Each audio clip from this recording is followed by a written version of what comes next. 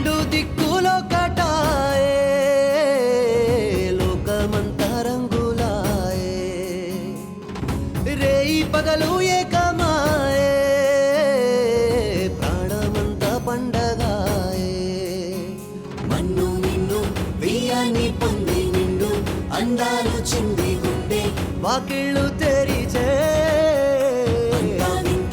నిజమైతే ఇంత రుచిగా ఉంటుంది అంటే చూడే ముందున్న కథనే ఋతువులన్నీ పోతబోసి బ్రతుకు చీరనేచినట్టుగా రెండు దిక్కులో కటాయే లోకమంతా రంగులాయే రేయి పగలు ఏకమాయే ప్రాణమంతా పండగాయే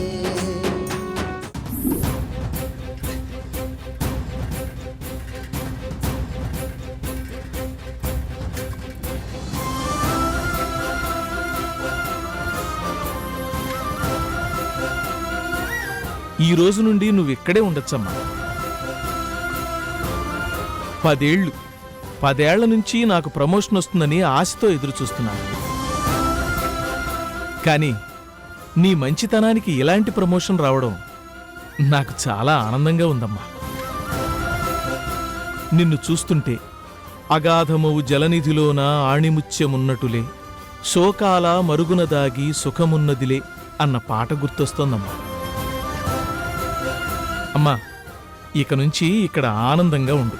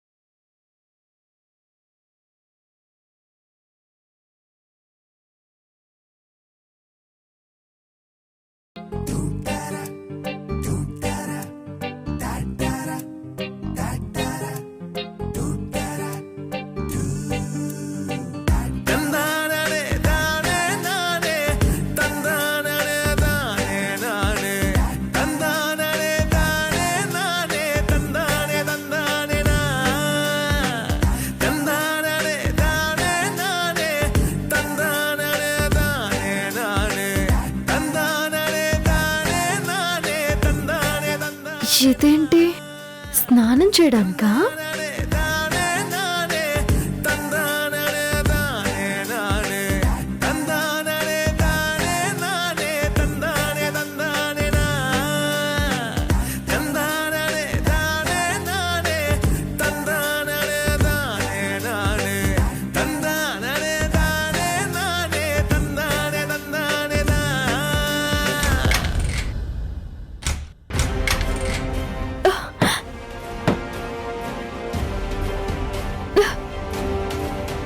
మూసుకుపోయిందేంటి?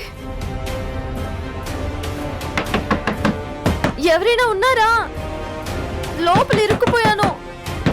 రాహుల్ బాబు, రాహుల్ బాబు.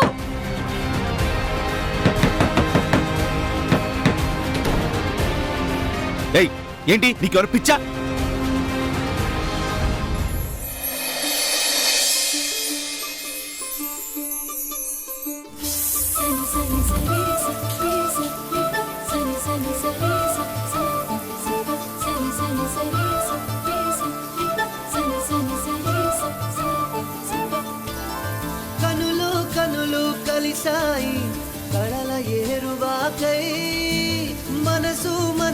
మనువాడే మధుర కథల మలుపై చేయి చేయి కలిసింది చైత్రమాస చిగురై మధురం మధురం ఈ పయనం మనసులేలు జగమై ఆ కరగని మేఘాన్నే కదిలించే చిరుగాలై నిదురించే ఎదలో ఆశలు రేపే చిలిపి తలపు ప్రేమ.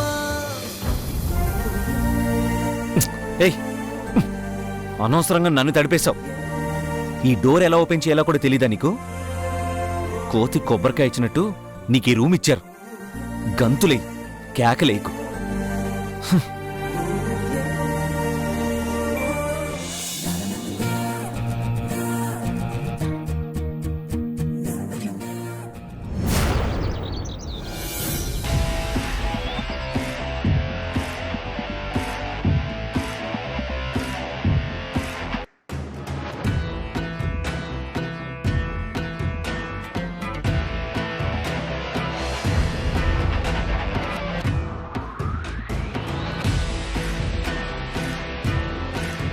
నేను బావకి ఫిజికల్గా దగ్గర అవ్వాలంటే బుచ్చమ్మలాగే నేను కూడా బావ మీద పడాలి. కావాలని పడినట్టు కాకుండా కాలు జారినట్టు పడితే వర్కౌట్ అవుతుంది. ముందు 2-3 రిహార్సల్స్ చేస్తే తర్వాత టేక్లోకి వెళ్ళిపోవచ్చు.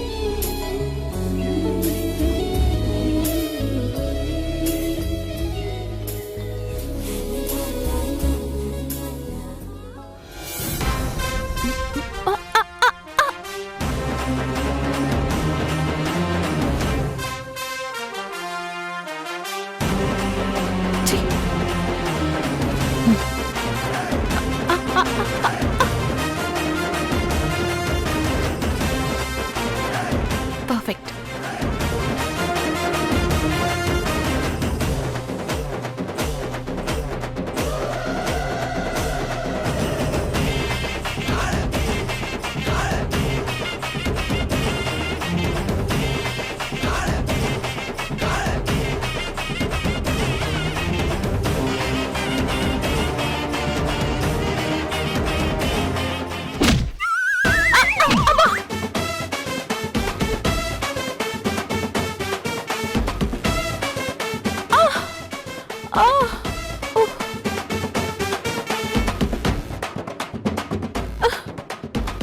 ఎలా పడ్డాను?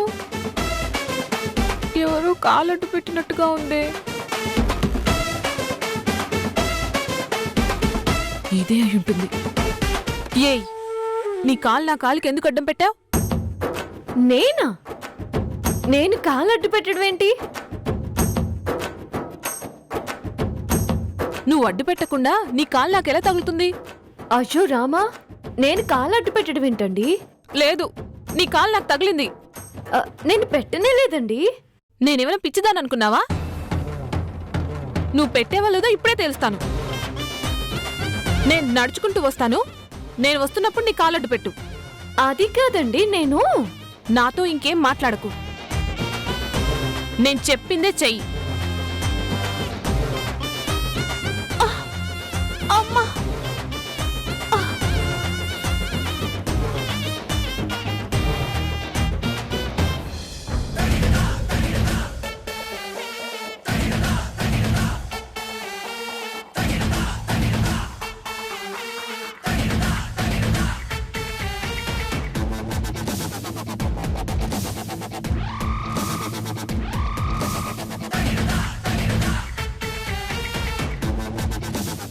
ఏయ్ మళ్ళీ కాలడ్డు పెట్టు. మ్,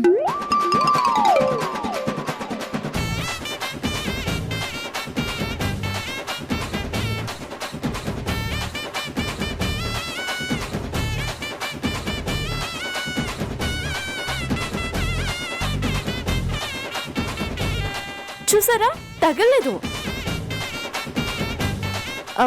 నా కాలు అక్కడి వరకు రావడానికి నేనేమైనా అమితాబ్ బచ్చన్ అంత పొడుగ్గా ఉన్నాను చెప్పండి.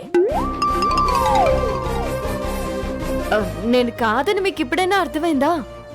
మరి ఎలా పడిపోయాను ఏంటో ఏమీ అర్థం కావట్లేదు.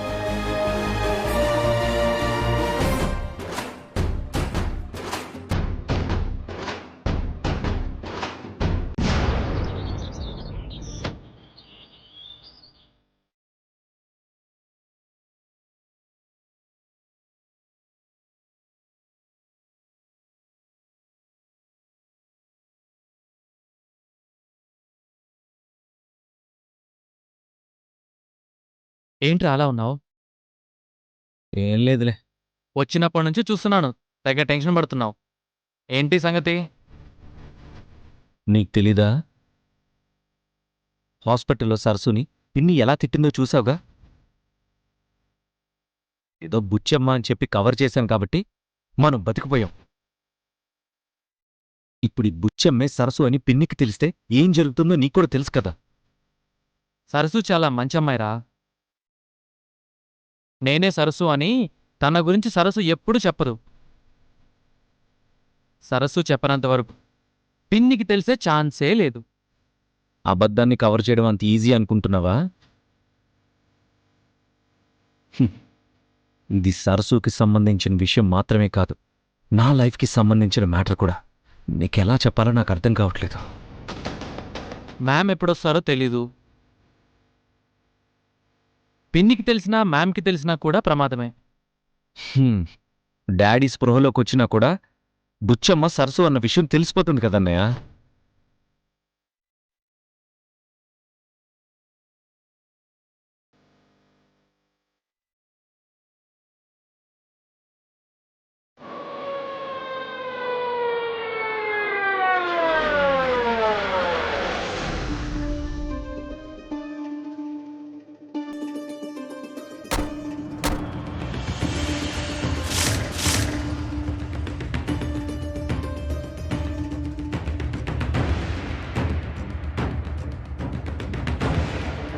మీరు డాడీకి యాక్సిడెంట్ చేసిన వాళ్ళని పట్టుకుంది వీళ్ళే అన్నయ్య.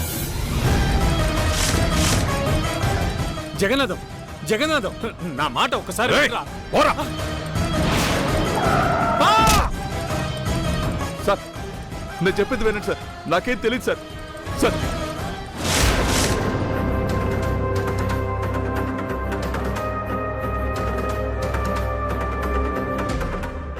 శాంభవి మేడం గారి కోసం వచ్చాం సార్. ఉన్నారు, మీరు కూర్చోండి, వస్తారు.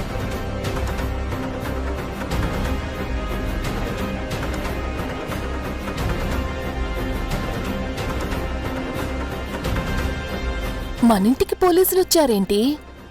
ఏమో అక్క. సిఐ గారు, వాడు మళ్ళీ బయటికి రాకూడదు. మా లాయర్ మీతో మాట్లాడతారు. సరే మేడం, మేమంతా చూసుకుంటాం.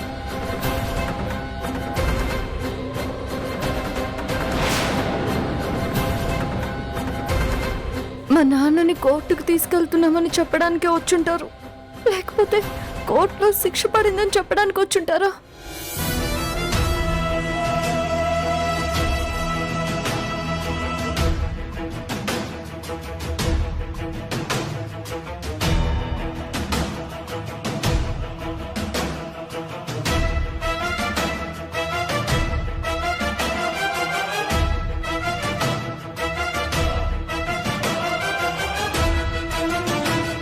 నమస్తే మేడం.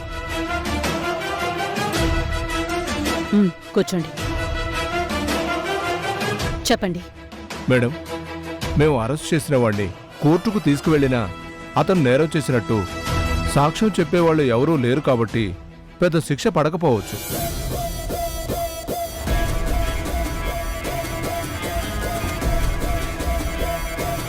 వాడు బయటికి రాకూడదని ఆ రోజే మీకు చెప్పాను కదా.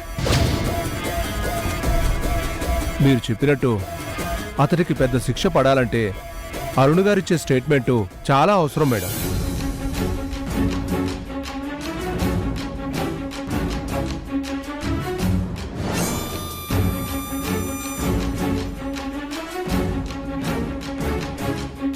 అరుణ్ గారు సంతకం పెడితే చాలు, ఆయన కంప్లైంట్ ఇచ్చినట్టుగా కేసు ఫైల్ చేసి వాడికి గట్టి శిక్ష పడేలా చేస్తాం.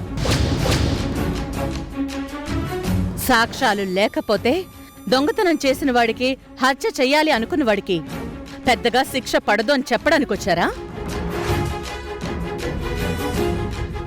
మీరు చెప్పేది వినడం కోసం మీకు డబ్బిచ్చాననుకుంటున్నారా?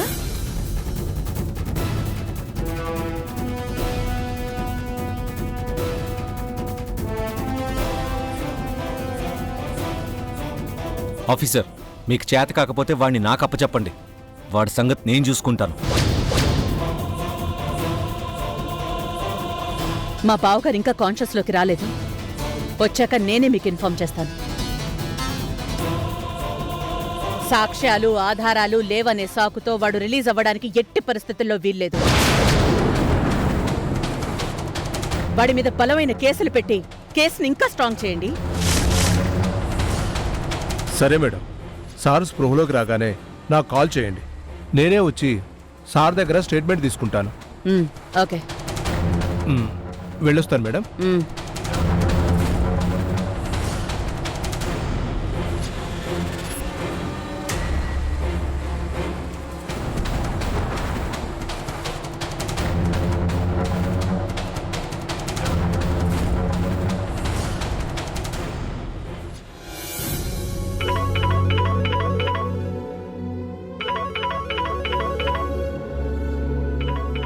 అక్క వీడియో కాల్ చేస్తోంది రాహుల్.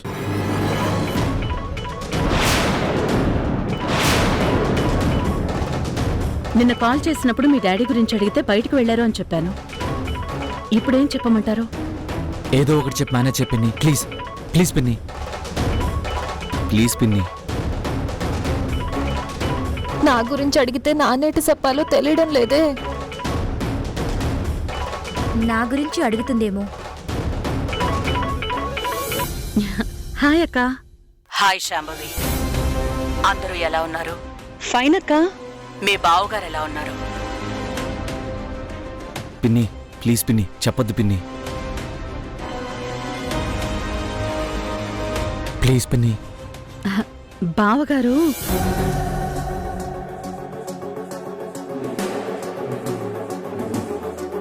బావున్నారక్క?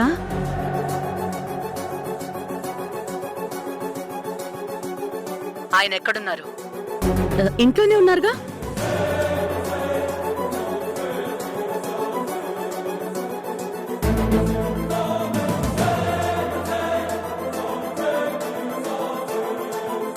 ఏం లేదు శాంభవి, ఆయనకి నాకు మధ్య ఎన్నో ఏళ్లుగా మాటలు లేవు, అది నీకు తెలుసు. కానీ ఆయన్ని చూడకుండా ఇన్ని రోజులు ఎప్పుడూ లేను. ఒకసారి మీ బావగారిని చూడాలనిపిస్తోంది.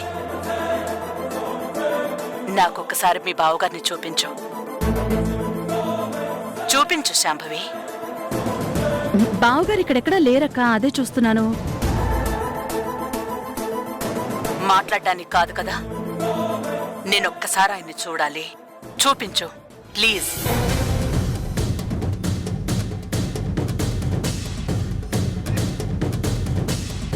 ఇప్పుడే చూడాలి అంటున్నాను కదా, చూపించు.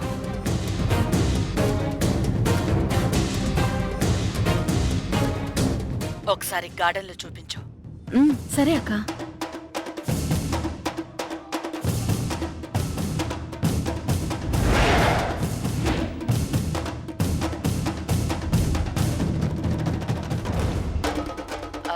బ్యాక్ గార్డెన్ దగ్గర ఉంటారేమో, చూపించు ఒకసారి. చూడక్క, ఇక్కడ కూడా లేరు.